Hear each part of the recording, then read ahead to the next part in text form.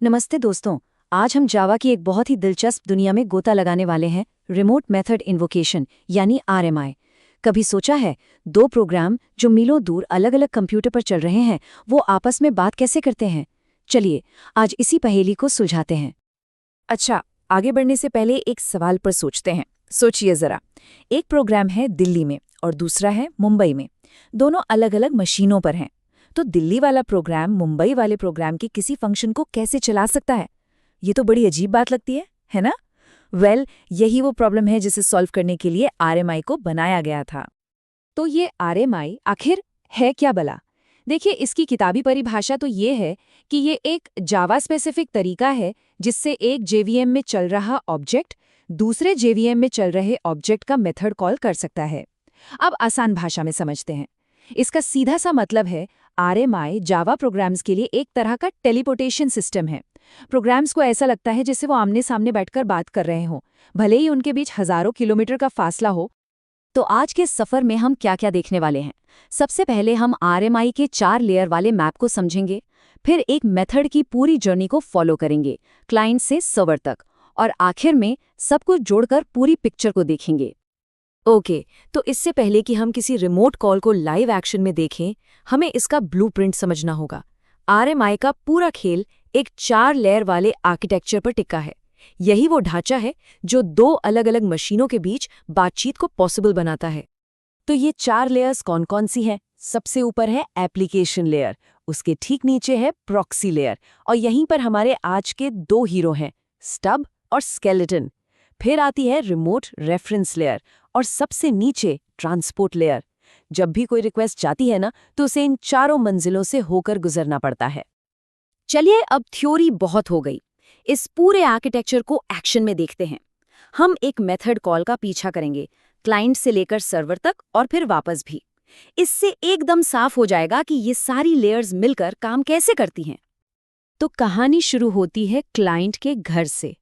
जब एक client program को किसी दूर बैठे ऑब्जेक्ट से काम करवाना होता है, तो वो सीधे उसे फोन नहीं लगाता। नहीं, वो अपने एक लोकल एजेंट से बात करता है, और इस एजेंट का नाम है स्टब। अब सवाल ये है कि ये स्टब है क्या? आसान भाषा में स्टब क्लाइंट की तरफ का एक प्रॉक्सी है। ये उस दूर बैठे असली ऑब्जेक्ट का हमशक्ल है। इसका बस एक ही काम है, क्लाइंट की बात सुनना और उसे सर्वर तक पहुंचाना। समझ लीजिए, ये क्लाइंट के लिए उस रिमोट दुनिया का दरवाजा है। ओके, तो क्लाइंट ने स्टब को अपना काम बता दिया। अब स्टब का पहला काम क्या होगा? उसे डिलीवरी पैक करनी है, और इस पैकिंग के प्रोसेस को ही टेक्निकल भाषा में कहते हैं मार्शलिंग। मार्शलिंग का मतलब है, जो भी मेथड के पैरामीटर्स हैं, जो भी जानकारी भेजनी है, उन सब को एक ऐसे डिब्बे में बंद करना जिसे नेटवर्क के रास्ते भेजा जा सके। बिल्कुल वैसे ही जैसे हम कोई सामान भेजने से पहले उसे अच्छे से बॉक्स में पैक करते हैं, टेप लगाते हैं, ताकि वो सुरक्षित पहुंच जाए। स्टब यहाँ पर वही पैकिंग का काम कर रहा है। पैकेट तो रेडी है, अब इसे भेजना है, और यहाँ पर 2 लेयर्स टीम बनाकर काम करती हैं। पहली है रिमोट रेफरेंस लेयर। इसे आप एड्रेस बुक मान सकते हैं। इसे पता होता है कि पैकेट भेजना कहाँ है, रिमोट ऑब्जेक्ट का पता क्या है। और दूसरी है ट्रांसपोर्ट लेयर। यह हमारी डिलीवरी सर्विस का ट्रक है। इसका काम है कनेक्शन बनाना और पैकेट को फिजिकली उठाकर एक जगह से दूसरी जगह ले जाना। और लीजिए, हमारा पैकेट सर्वर पर पहुंच गया। लेकिन यहाँ दरवाजे पर कौन खड़ा है इसका स्वागत करने?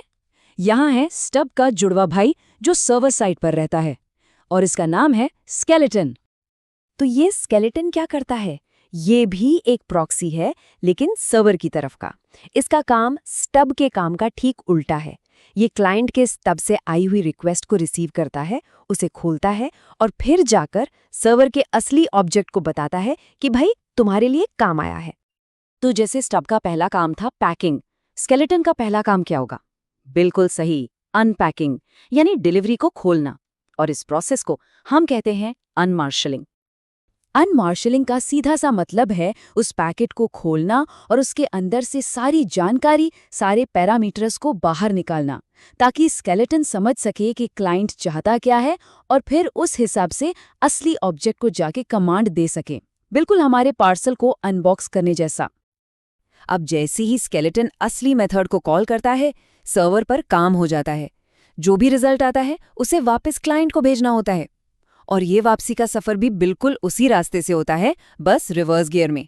अब की बार स्केलेटन पैकिंग यानी मार्शलिंग करता है और क्लाइंट की तरफ बैठा स्टब उसे अनपैक यानी अनमार्शल करता है। सिंपल। चलिए अभी तक हमने जो भी देखा उसे फटाफट एक साथ जोड़कर देखते हैं ताकि पूरी पिक्चर एकदम क्रिस्टल क्लियर हो जाए। तो देखिए, स्टब है हमारा सेंडर, क्लाइंट की तरफ से रिक्वेस्ट पैक करता है। मार्शलिंग है पैकेज को बॉक्स में डालना। स्केलेटन है रिसीवर जो सर्वर पर पैकेट खोलता है।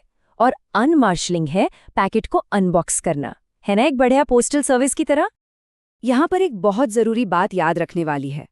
RMI जो है वो एक जावा टू जावा टेक्नोलॉजी है, मतलब ये सिर्फ जावा की दुनिया में ही काम करती है। ये इसकी ताकत भी है और कमज़ोरी भी। ताकत इसलिए क्योंकि जावा के साथ इसका इंटीग्रेशन ज़बरदस्त है, लेकिन कमज़ोरी ये है कि ये दूसरी लैंग्वेजेस जैसे पाइथन या C++ से बात नहीं कर सकता। ये कोरबा जैसी टेक्नोलॉजी से अलग है जो मल्टी लैंग्वेज सपोर्ट करती हैं। और यहीं से एक बहुत बड़ा सवाल खड़ा होता है, अगर RMI सिर्फ जावा प्रोग्राम्स की अपनी प्राइवेट पार्टी है, तो फिर इंटरनेट पर बाकी सब लोग एक दूसरे से कैसे बात करते हैं? मतलब जहां हजारों अलग अलग टेक्नोलॉजीज हैं, लैंग्वेजेस हैं, वो सब आपस में कैसे कम्युनिकेट करते हैं? रेस्ट APIs या gRPC जैसी चीजें इस ग्लोबल बातचीत को कैसे मुमकिन बनाती हैं? ये सवाल हमें मॉडर्न सॉफ्टवेयर की एक बहुत बड़ी और रोमांचक दुनिया की तरफ ले जाता है। सोचिएगा इसके बारे में।